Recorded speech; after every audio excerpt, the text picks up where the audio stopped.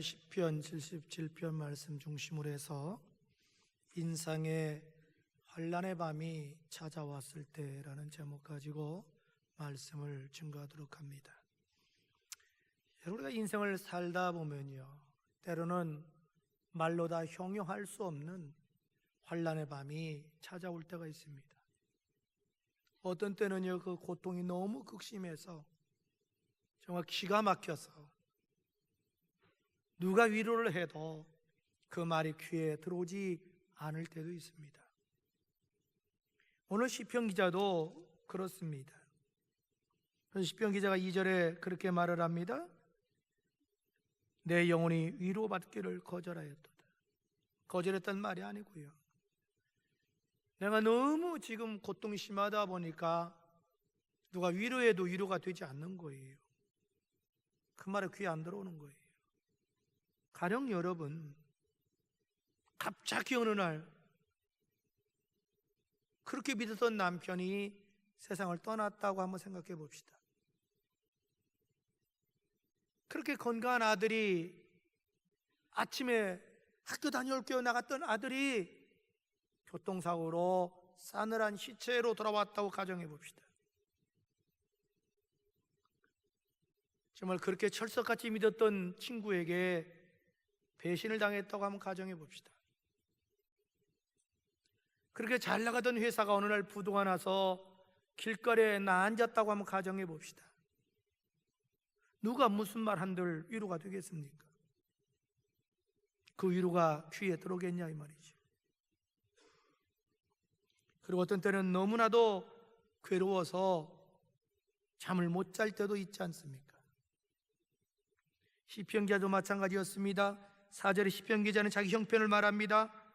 내가 내 눈을 붙이지 못하게 하시니.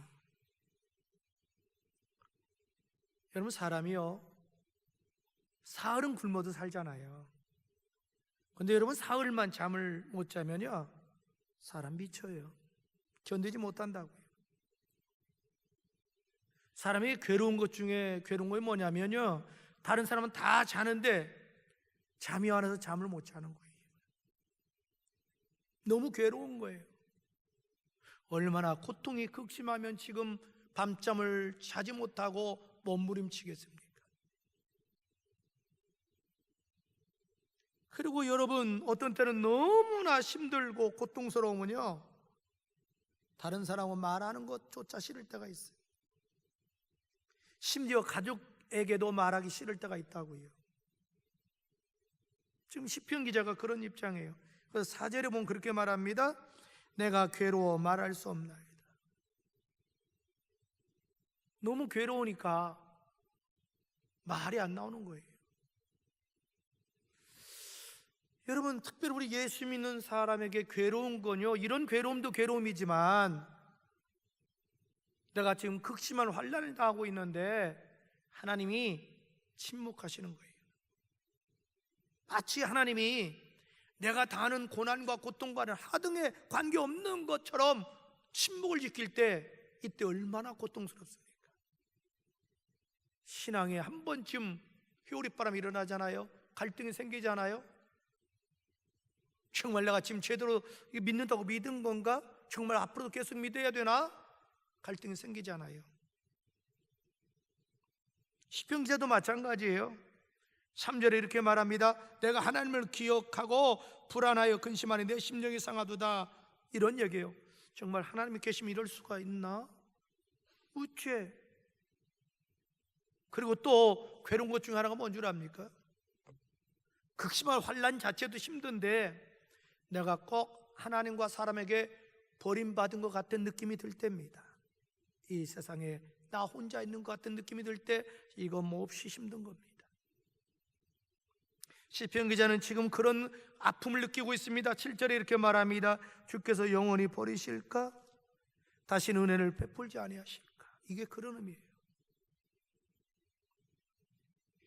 우리도 인생을 살다 보면 대속 안에 차이가 있을지는 모르지만 나름대로 이와 같이 환난의 밤이 찾아올 수 있다는 거지요.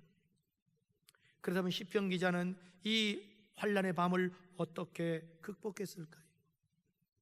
어떻게 해야 우리가 환난을 지혜롭게 잘 극복할 수 있겠느냐 이 말입니다.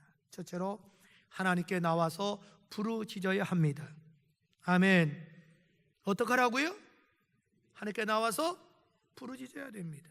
자, 1절 한번 다 같이 큰 소리 읽어볼까요? 시작. 내가 내 음성으로 하나님께 부르짖으리니 내 음성으로 하나님께 부르짖으면 내게 귀를 기울이시로다. 아멘. 왜 우리가 환난 당할 때 하나님께 부르짖어야 될까요? 그건 하나님께서 들어주시기 때문에 그렇습니다. 들어주시기 때문에 그래요. 여러분, 내가 힘들고 어려울 때 누군가 내 말만 들어주어도 자살하지 않을 사람이 있어요. 누군가만 내 녹두리 하소연을 들어줘도 위로받을 때가 있다고. 나는 지금 힘들어 죽겠는데, 그래서 가족들에게 얘기하면 좀 들어주면 좋겠는데 그거 들어주지 않고 왜 또 쓰잘데없는 얘기하냐고 해보세요. 죽고 싶잖아요. 나 혼자인 것 같잖아요. 여러분, 왜 우리가 환난 날에 하나님께 기도해야 되냐면 하나님은 우리의 어떤 소리든지 들어주십니다. 들어주신다는 건 뭘 전제하냐면 도와주시겠다라는 거지요. 그러면 우리가 환난을 당할 때 어떻게 부르짖어야 할까요? 먼저는 소리내어 부르짖어야 합니다. 소리내어 부르짖어야 돼요. 자, 1절로 이렇게 말을 합니다. 내가 내 음성으로 하나님께 부르짖으리니, 이 부르짖는다는 말이 뭐예요? 소리내어 부르짖는 걸 말하지. 여러분, 기도 종류가 여러 가지 있잖아요. 그 중에 묵상 기도도 있어요. 여러분이 평안할 때, 또 조용히 묵상하고 싶을 때, 지나간 은혜를 추억해보고 싶을 때 묵상 기도하는 건 아름다워요. 그러나 지금 내가 너무 힘들 때, 정말 가만히 있어도 내게서 신음소리가 나올 때, 이때는 어떻게 해야 될까요? 부르짖어야 됩니다. 내가 부르짖는다는 건 뭘 의미해요? 너무너무 힘들다는 거잖아요. 너무너무 괴롭다라는 거잖아요. 지금 다급하게 하나님 도움이 필요하다는 신호잖아요. 그래서 시편 50편 15절에 말합니다. 환난 날에 나를 부르라. 내가 너를 건지리니 네가 나를 영화롭게 하리라. 여러분, 이스라엘 백성 이제 출애굽을 했잖아요. 앞에는 이제 홍해 가로막혀 있어요. 막 뒤에는 군대가 따라와요. 양옆에는 산으로 막혀 있어요. 이 절대절명 위기 앞에서 이스라엘 백성이 할 수 있는 건 하나밖에 없어요. 하나님께 의마디 소리 쫙 하고 부르시는 거예요. 하나님은 그 의마디 소리 부르짖음을 들으시고 기적적인 방법으로 홍해를 갈라놓으시고 이스라엘 백성 육지는 건너게 해주시고 뒤쪽 애국 군대를 수장시켜 버렸어요. 할렐루야. 여러분, 성경은 이렇게 말합니다. 출애굽기 14장 15절부터 16절에 여호와께서 모세에게 이르시되 너는 어찌하여 내게 부르짖느냐? 이스라엘 자손에게 명령하여 앞으로 나아가게 하고 지팡이를 들고 손을 바다 위로 내밀어 그것이 갈라지게 하라. 이스라엘 자손이 바다 가운데 마른 땅으로 행하니라. 아멘. 저는 여러분 힘들고 어려울 때 하나님 전에 나와서 부르짖는 여러분 되기를 주의 이름으로 축복합니다. 여러분, 우린 그래서 4층에 아주 기도실을 방음장치도 잘 해놨어요. 마음껏 부르짖으라고요. 어떻게 또 우리가 부르짖어야 될까요? 응답의 확신을 가지고 부르짖어야 될 줄로 믿습니다. 응답의 확신을 가지고 기도해야 돼요. 그런데 오늘 시편을 잘 보면요, 시편 기자는요 불행하게도 응답의 확신을 가지고 부르짖지를 못했어요. 그냥 부르짖기는 하는데 속된 말로 응답해 주면 감사하고 뭐 안 해줘도 어쩔 수 없지 않겠나, 이런 식이에요. 우리는 그런 식으로 하면 안 돼요. 이런 식으로 하니까 뭐라 그래요? 3절에 내가 불안하다는 거지요. 근심이 계속 남아있다는 거지요. 아니요, 여러분, 분명히 우리가 기도할 때는요 믿음으로 기도해야 되는데 어떤 믿음이냐면 내가 기도하면 하나님이 들어주신다. 아멘. 그리고 반드시 응답해 주신다. 믿음 가지고 기도해야 돼요. 그래서 마가복음 11장 24절 우리 화상 나오나요? 한번 다 같이 보면서 큰 소리 읽을까요? 시작. 그러므로 내가 너에게 말하노니 무엇인지 기도하고 구한 것은 받은 줄로 믿으라. 그리하면 너에게 그대로 되리라. 여기 뭐라 그래요? 받은 줄로 믿으라. 그리하면 너에게 그대로 되리라. 아멘. 여러분, 히스기 왕 보세요. 그분이 이제 죽을 병이 걸렸잖아요. 마지막 힘을 다해서 정말 벽을 향하여 하나님을 향하여 통곡하며 기도하잖아요. 그때 하나님께서 이사야 선지자를 보내잖아요. 내가 그의 눈물을 보았고 기도를 들었노라. 내가 그의 생명을 15년 더 연장하여 주리라. 이사야 38장 2절 이하 이렇게 말합니다. 히스기야가 얼굴을 벽으로 향하고 여호와께 기도하여 이르되 여호와여 구하오니 내가 주 앞에서 진실과 전심으로 행하여 주의 목전에서 선하게 행한 것을 기억하옵소서 하고 히스기야가 심히 통곡하니 이에 여호와의 말씀이 이사야에게 임하여 이르시되 너는 가서 히스기야에게 이르기를 내 조상 다윗의 하나님 여호와께서 이같이 말씀하시기를 내가 내 기도를 뭐라 그래요? 들었고 내 눈물을 보았노라. 아멘. 아멘. 내가 내 수완에 15년을 더하리라. 아멘. 어떻게 우리가 또 기도해야 될까요? 손을 들고 부르짖어야 됩니다. 손을 들고. 자, 2절 봅시다. 이렇게 말합니다. 나의 환난 날에 내가 주를 찾았으며 밤에는 내 손을 들고 거두지 아니했사오니. 내 손을 들고 거두지 아니했다는 거예요. 여러분, 손 들었다는 게 뭘 의미하는 줄 압니까? 하나님, 나는 이제 인간적인 방법을 포기했습니다. 나는 오직 주님 한 분만 바라보고 의지합니다. 주님이 해결해 주옵소서. 이게 손든다는 의미잖아요. 여러분, 우리가 출애굽기 17장에 보면요, 이스라엘 백성이 출애굽을 했잖아요. 얼리비딤에 도착했을 때 광야에 최초로 아말렉 족속과 전쟁을 하게 되잖아요. 근데 그때에 모세가 산꼭대기에 올라가는 거예요. 모세가 이제 손을 들고 기도해요. 그러면 이스라엘이 이기는 거예요. 근데 손을 내리면 지는 거예요. 처음에는 몰랐겠죠. 처음에는 관심도 없을 수도 있죠. 그냥 여호수아가 사령관이 잘 싸워서 이기는 줄 알았겠죠. 또 적이 더 잘 싸워서 지는 줄 알았겠죠. 그런데 이상해요. 일전 승리하고 패배하고 몇 번 하면서 이상한 걸 느껴요, 이스라엘 백성이. 그래서 누군가 소리쳤겠지요. 야! 산꼭대기를 보자. 봤겠죠. 그러니까 모세가 손 들고 있는 거예요. 근데 분명히 이길 수 없는데 이기는 거예요. 근데 모세가 피곤하니까 점점 내려와서, 여러분 손 들고 기도하는 마치 이렇게 하듯이 이렇게 했겠죠. 그것도 힘들으니까 내려왔겠죠. 근데 전쟁이 지는 거예요. 저들이 그걸 목격하는 순간 깜짝 놀란 거예요. 이거 봐라, 이거 큰일 났다. 여호수아가 군인이 잘 싸워서 이긴 게 아니라 모세가 기도할 때 하나님 도와주셨고, 손이 내려올 때 졌구나.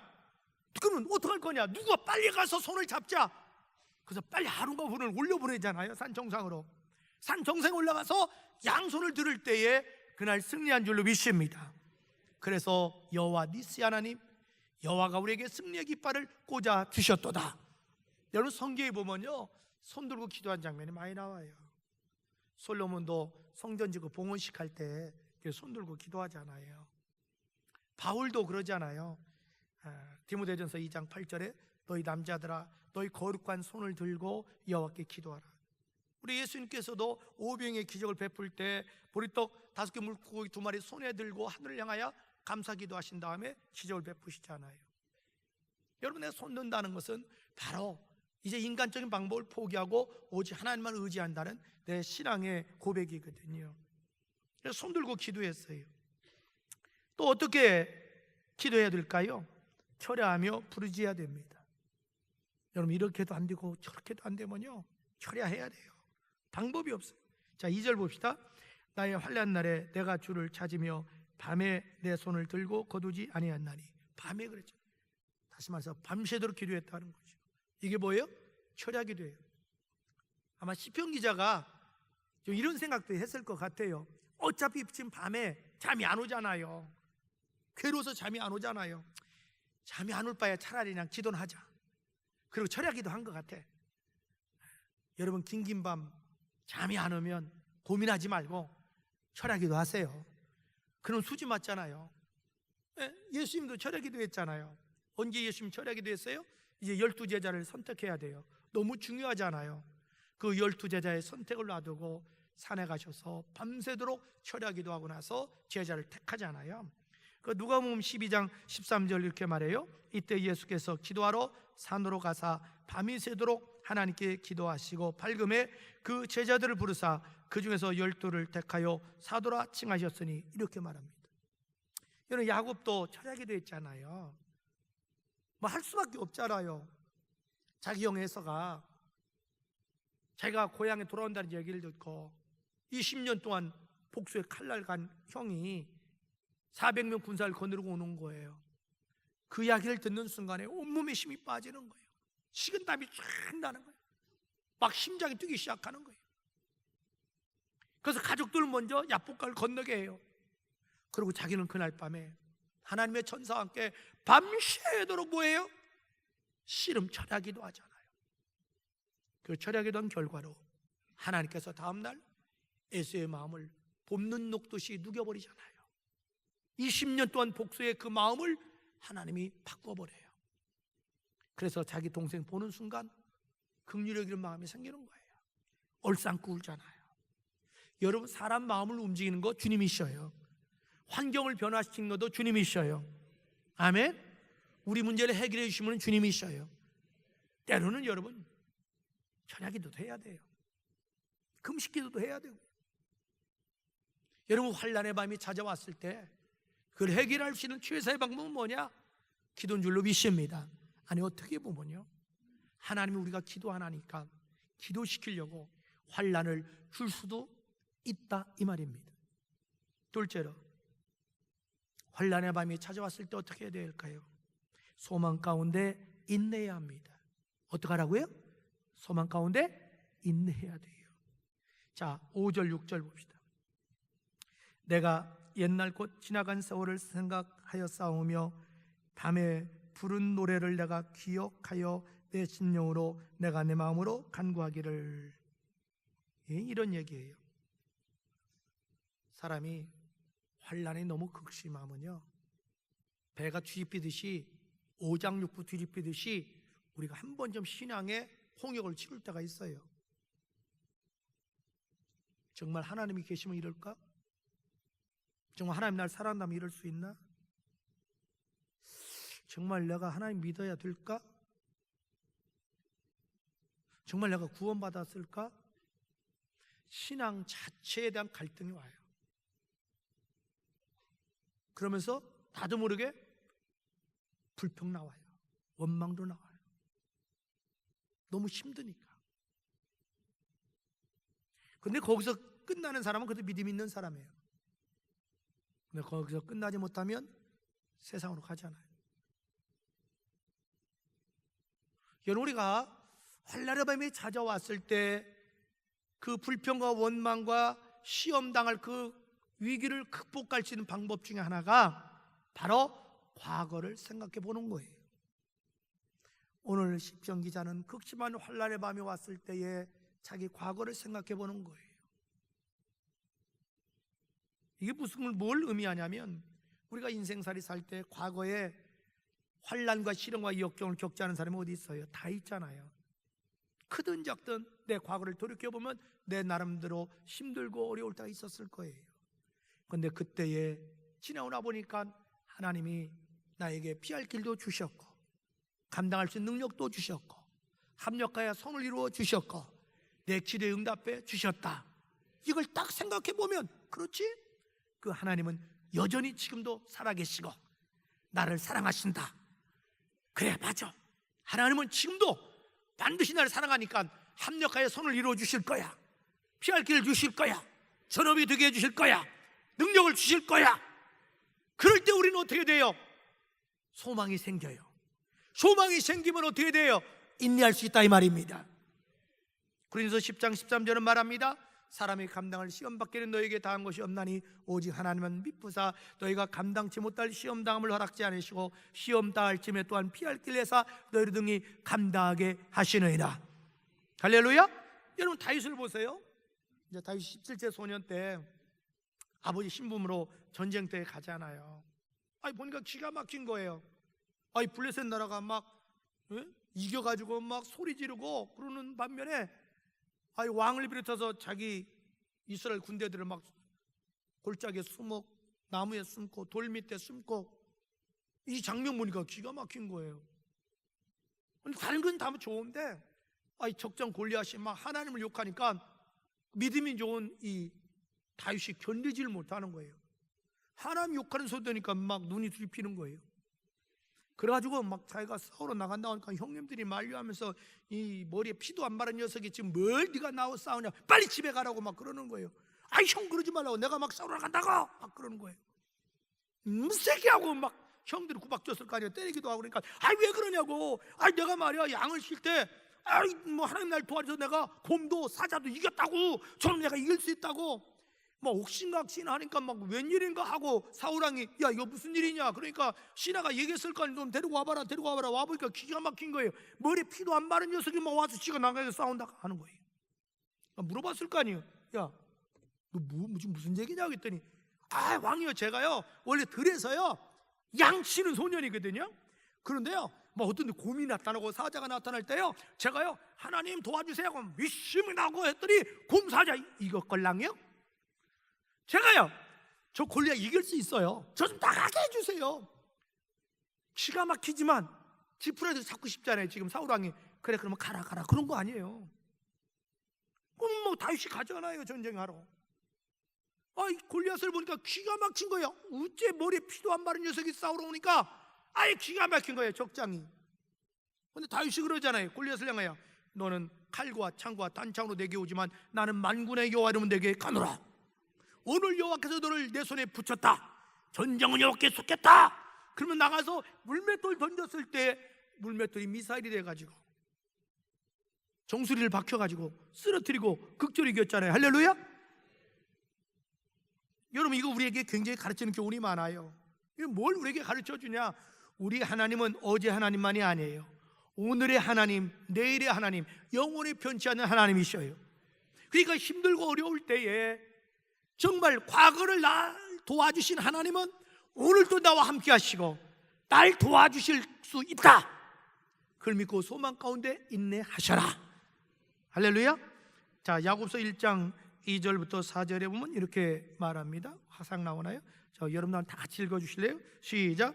내 형제들아 너희가 여러 가지 시험을 당하거든 온전히 기쁘게 여기라. 이는 너희의 믿음의 시련이 인내를 이루어내는 줄 알미라. 인내를 온전히 이루라. 너희가 온전하고 구비하여 조금도 부족함이 없게 하려 함이다. 할렐루야. 셋째로, 환난의 마음이 찾아왔을 때 우리가 어떻게 해야 될까요?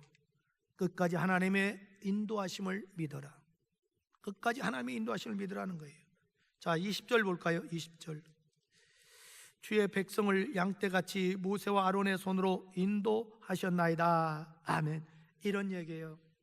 이제 시편 기자는 자기 기도를 마무리하면서 하나님 우리 백성의 목자가 되었지 않습니까? 그래서 우리 백성들 애굽에 430년 동안 그 고인도의 생활할 때 목자가 되어서 우리를 해방시켜 주지 않았습니까? 광야 40년 동안 갈 길을 알지 못할 때에 낮에는 구름 기둥으로 밤에는 불 기둥으로 우리를 가나안 땅까지 인도해 주시지 않았습니까? 마실 물이 없을 때 마실 물을 주시고 먹을 양식이 없을 때 만나와 메추라를 주시고 질병에 걸리지 않도록 적이 우리를 공격해서 넘어뜨리지 않도록 악한 짐승이 해치지 않도록 우리를 지켜주시고 가나안 땅까지 인도해 주시지 않았습니까? 하나님, 제 인생이 지금 칠흑까지 어두운 밤입니다. 그러나 하나님이 분명히 이 환난의 터널을 뚫고 나가서 광명한 세계로 나를 인도할 줄로 믿습니다. 이런 신앙 고백입니다. 여러분, 난 여러분에게 묻고 싶어요. 여러분이 믿는 하나님은 어떤 하나님이십니까? 최소한도 내가 믿는 하나님이 누군지는 알아야 되잖아요. 우리가 믿는 하나님은 신실하신 하나님이십니다. 아멘. 한번 약속하면 반드시 지키는 하나님이셔요. 그 하나님이 우리에게 어떤 약속을 했냐면 마태복음 28장 20절 말씀에 볼지어다 내가 세상 끝날까지 너희와 항상 함께 있으리라. 할렐루야. 여러분, 다윗을 보십시오. 다윗이 17세 소년이었을 때 어느 날 사울왕이 와서 사무엘이 와서 기름을 붓는 거예요. 앞으로 네가 장차 왕이 될 것이다. 다른 것도 아니고 사무엘이 그 말 하니까 안 믿을 수 없지요. 분명히 지금 사울왕이 있는데도 불구하고 장차 네가 왕이 될 거라고 하니까 사울왕 다음에 하나님이 날 왕으로 세우겠구나, 이런 마음이 왔겠지요.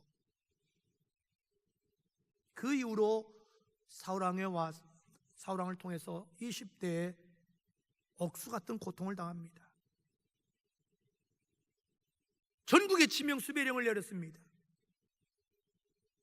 어느 한 군데에 하룻밤 제대로 노숙할 곳이 없습니다.